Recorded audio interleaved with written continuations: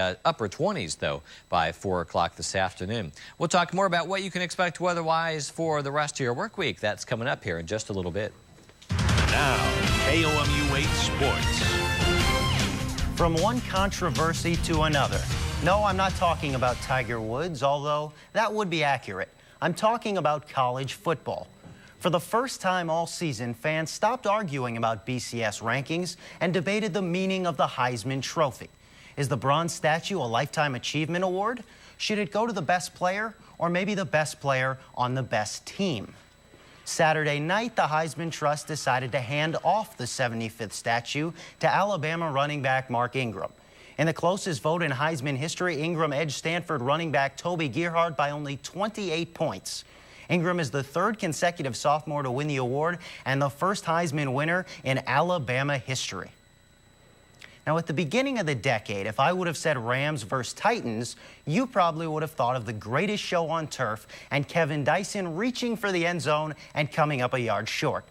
But now as the decade comes to an end, when I say Rams versus Titans, you think of the 1-11 Rams who have a better chance of returning to Los Angeles than returning to glory, and a Titans team struggling to get back to 500 after starting 0-6. Rams in Tennessee trying to double their win total on the season, but it was the Rams defenders that would be doubled over early. That's because of this guy. The second-year man out of East Carolina, Chris Johnson, going 39 yards to the paint for the opening score. Tennessee up 7-0. Same quarter, same score. Vince Young dumps it off to Johnson, who's so explosive, he may be flammable.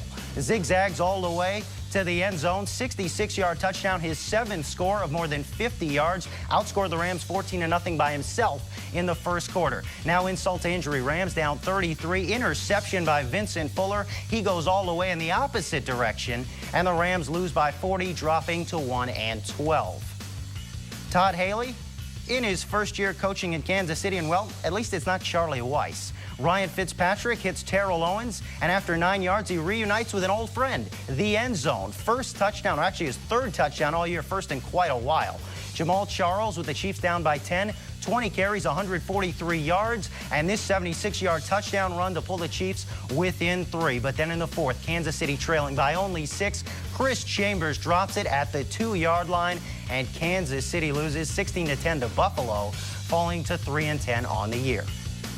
And for those that nodded off early last night, during the Philadelphia Eagles' 45-38 win at the Meadowlands over the rival New York Giants, former Mizzou wideout Jeremy Maclin left in the first half of the game after tearing tissue in his left foot.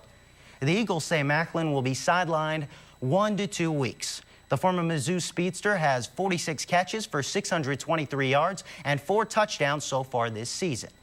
Now, Megan and Elizabeth, I know they say diamonds are a girl's best friend, but after this weekend, it looks like bronze is the way to a college football player's heart. It certainly seems like it, doesn't it? It's pretty exciting. He was the first one from Alabama, which is kind of crazy to think. It was, but for a running back, I think it had to be Gerhardt, but the best player, in my opinion, was Ndamukong Suh from Nebraska. He changed Missouri's season all by himself. He definitely did, but it's interesting because that gives the Heisman voters a little more of a chance to vote for defensive players, which is not typical. Hopefully that's the case. We'll see. All right, thanks. Thanks, Chris.